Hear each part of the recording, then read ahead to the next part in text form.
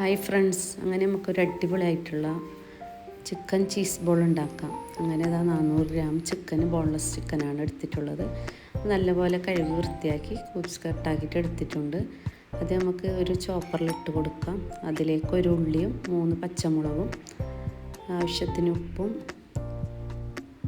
Paprika പൗഡറാണ് 1 teaspoon. അതില്ലെങ്കിൽ മുളക് പൊടി, കാശ്മീരി മുളക് പൊടി ചേർത്താൽ മതി.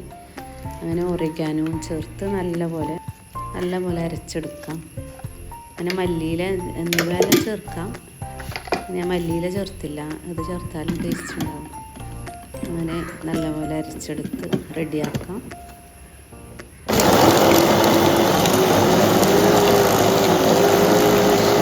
ഇങ്ങനെ 2 ഓപ്ഷനുണ്ട്. അരക്കുന്ന ചോപ്പറാണിത്.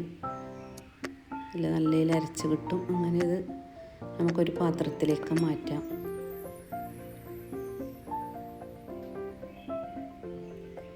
അങ്ങനെ ഇത് പാത്രത്തിലേക്ക് മാറ്റിയിട്ടുണ്ട്. അപ്പോൾ നല്ലപോലെ അരച്ച് റെഡി ആയിട്ടുണ്ട്. ഇനി നമുക്കിത് ഒരു ബോൾസ് ആക്കിയിട്ടാണ് എടുക്കേണ്ടത്. അതിന് ഞാൻ ചെസാർ ചീസാണ് എടുത്തിട്ടുള്ളത്. മോസറല്ല ചീസും ഉപയോഗിക്കാം. ചെസാറാകുമ്പോൾ നല്ല ടേസ്റ്റ് ഉണ്ടാവും, വെലിഞ്ഞ് കിട്ടും ഇങ്ങനെ. അങ്ങനെ ഇത് എല്ലാം നമുക്കൊരു ബോൾസ് ആക്കിയിട്ട് ഇങ്ങനെ എടുക്കാം. അങ്ങനെ ഇത് ചീസ് ഒരു ക്യൂബ്സ് കട്ടാക്കിയിട്ടാണ് എടുത്തിട്ടുണ്ട്. അപ്പോൾ ഇതിൻ്റെ ഉള്ളിലേക്ക് ഇങ്ങനെ വെച്ചിട്ട് ഇങ്ങനെ ബോൾസ് ആക്കിയിട്ട് എടുത്താൽ മതി. ഇനി നമുക്കിതിന് കോട്ട് ചെയ്യാൻ വേണ്ടിയിട്ട് മൈദയാണ് എടുത്തത്. ഞാൻ മൈദ കണക്കൊന്നുമില്ല, നമുക്ക് അതിന് ആവശ്യത്തിനനുസരിച്ച് എടുത്താൽ മതി. അങ്ങനെ ഇതാ മൈദയിലേക്ക് കോട്ട് ചെയ്ത് മുട്ടയിൽ മുക്കി ബ്രെഡ് ക്രംസിൽ മുക്കേണ്ടതാണ്.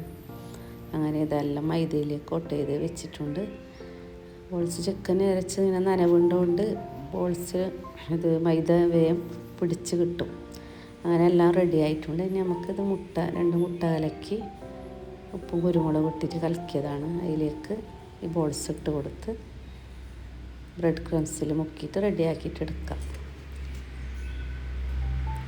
അപ്പോൾ എളുപ്പത്തിലിട്ട് ഉണ്ടാക്കാൻ പറ്റിയ നല്ലൊരു അപ്പമാണ്. എല്ലാവരും ട്രൈ ചെയ്ത് നോക്കണം.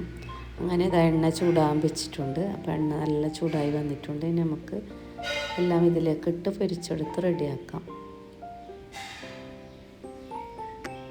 അങ്ങനെ ഇതാ ഒരു ഭാഗം നല്ലപോലെ മൊരിഞ്ഞ് കിട്ടിയിട്ടുണ്ട്. ഇനി മറിച്ചിട്ട് മറ്റേ ഭാഗവും റെഡിയാക്കിയിട്ടെടുത്ത് നമുക്കൊരു പാത്രത്തിൽ അരിപ്പയിലേക്ക് ഇങ്ങനെ മാറ്റിയെടുക്കാം. അങ്ങനെ നമ്മുടെ ചിക്കൻ ബോൾസ് എല്ലാം നല്ല റെഡിയായി.